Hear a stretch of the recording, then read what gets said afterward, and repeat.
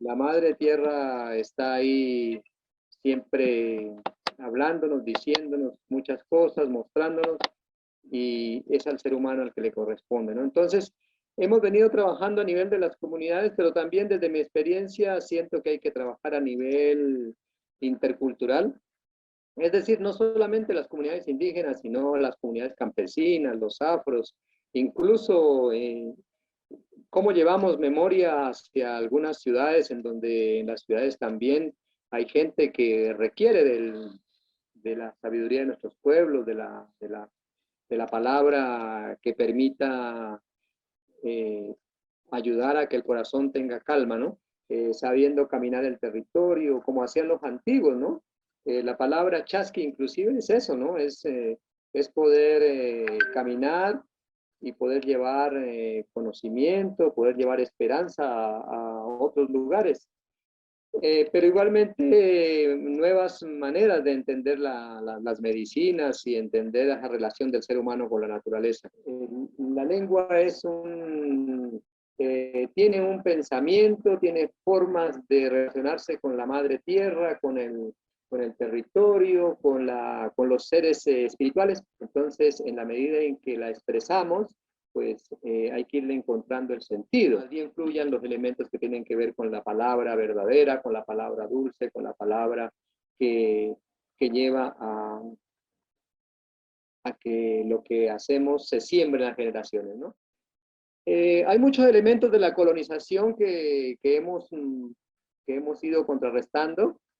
Incluso el renacer de los rituales sagrados es parte de un proceso de construcción y reconstrucción de la memoria. Siento que la colonización es una situación que obliga a un proceso permanente, no es una cuestión que se acaba en una acción, en una actividad, eh, es, una, es un trabajo de vida, ¿no?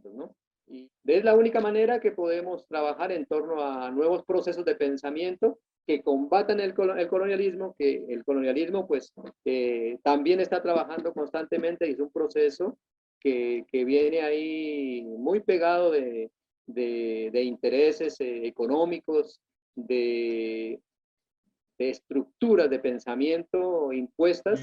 También pues quisiera de pronto ahí abrir un poco este hilo de preguntas también, ¿no? De la importancia de las yachaiguasis y de todo este proceso que se ha venido haciendo de esa recomposición de estas casas. También pues hemos recibido mucho esa palabra de que esas eran las antiguas escuelas, ¿no? Eran como los antiguos lugares de formación, eran como las antiguas escuelas y los antiguos centros de salud. Y hemos venido como acompañando esos procesos de levantar nuevas casas en diferentes territorios, de acompañar pues, a los mayores en todo ese propósito de levantar esas nuevas escuelas, ¿no? Hilar un poquito por ahí, no sé si el mayor de pronto nos puede guiar un poquito en esa palabra de lo que ha sido ese trabajo, de esa memoria, ¿no? Que se ha despertado, de las yachaiguasis y todo lo que se ha despertado adentro, así como nos compartía, ¿no? Bien sea las casas del saber o los espacios de jueguito en donde podemos concentrarnos, compartir, cantar, eh, irradiar conocimiento, bien sea en la zona campesina o en donde sea, ¿no? Ahora bien, yo he estado insistiendo que las casas son sitios de mucha importancia, son sagrados, son sitios donde los ancestros, los espíritus llegan en las noches a recibir palabra, a ver qué hemos hecho los vivos, a ver si estamos cumpliendo con la misión que nos corresponde.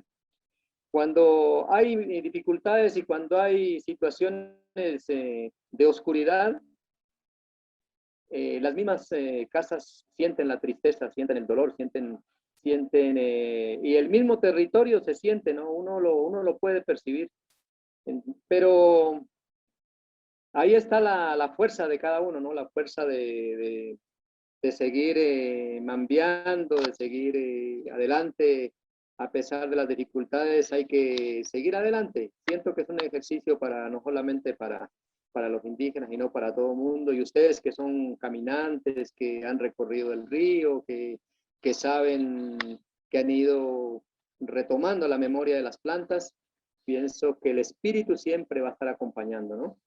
Pero en lo que hemos ido logrando descifrar, hay una institución muy importante que eran los chasquis y lo otro, lo que eran los caminantes sabedores, los taitas, los abuelos, los curacas, los yachas, cómo caminaban y llevaban medicina y sabiduría.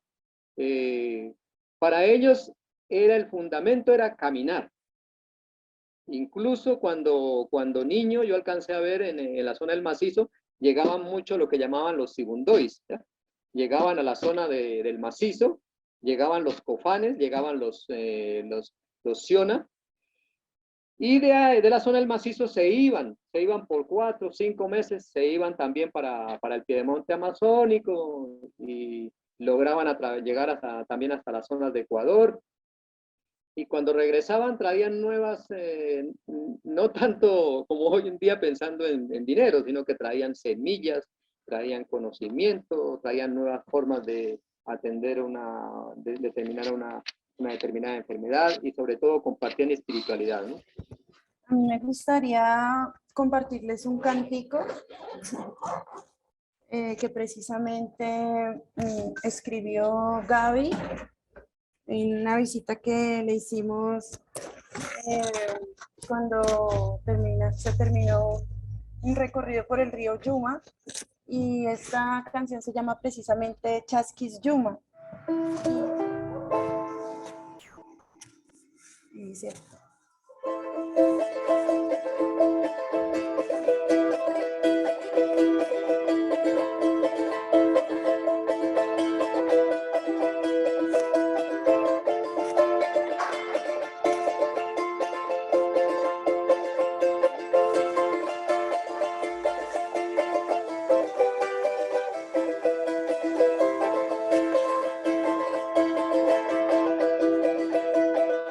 desembocando en el gran vacío del mar, estamos atentos y despiertos, escuchando al territorio hablar, enviando mensajes y mensajeros. Estamos leyendo el gran libro de poemas que canta la tierra en aparente silencio.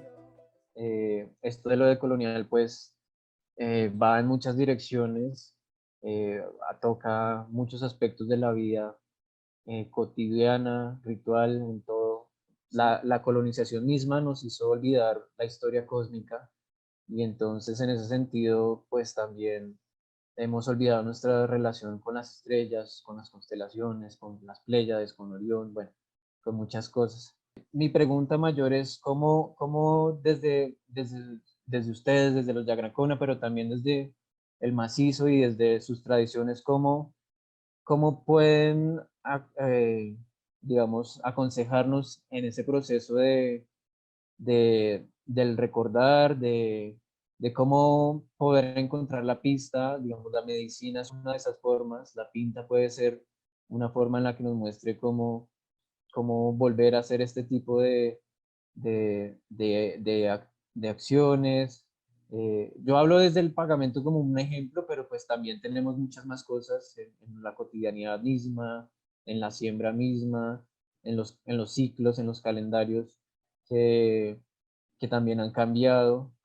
Entonces eso sería, maestro. Yo he venido haciendo mucho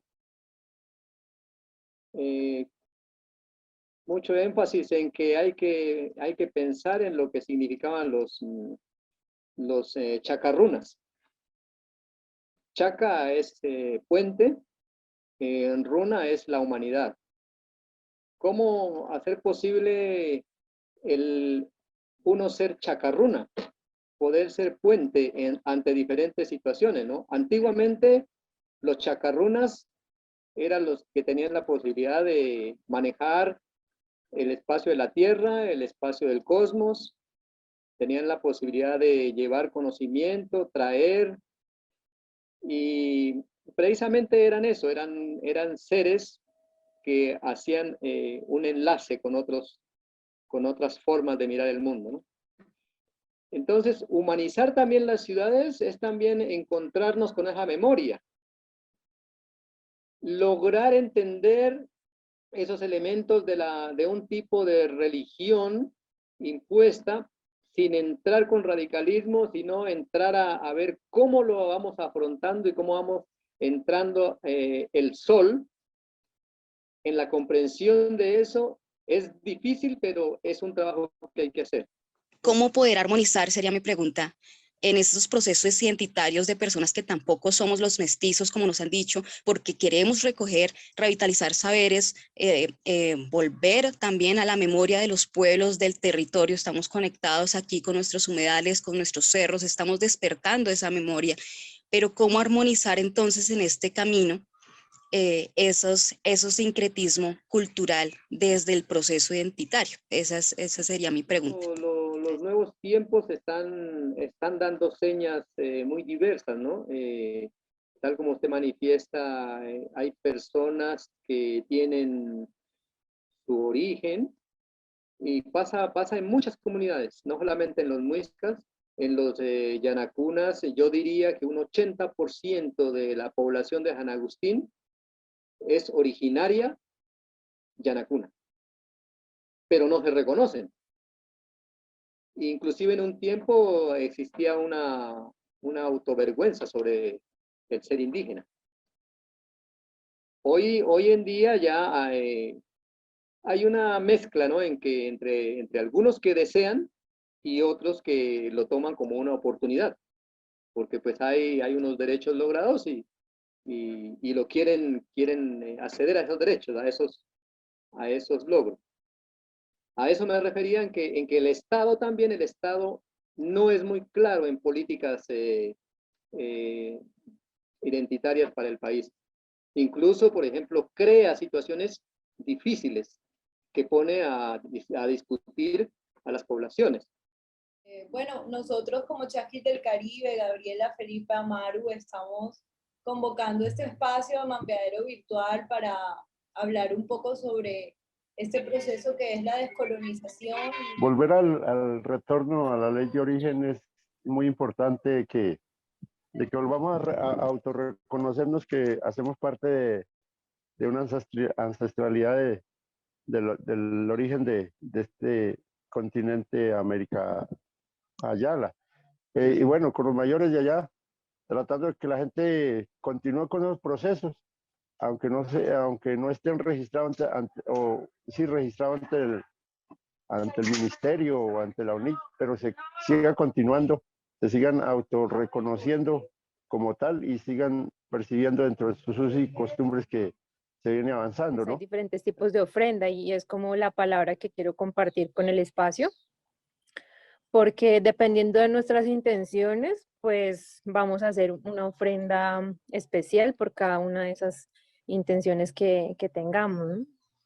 Los territorios están ordenados desde, pues como decía el mayor Emilio, desde una ley de origen, y esas leyes de origen dejaron una ordenanza en los territorios, y los territorios tienen casas sagradas. Entonces estas ofrendas tienen que igual estar dentro de, pues conectadas de alguna forma con esa naturaleza de esos sitios, porque de pronto hacemos un pago en una casa de donde se paga sangre y pagamos con un cuarzo, y de pronto esto nos genera desorden a nosotros, al territorio, a la familia.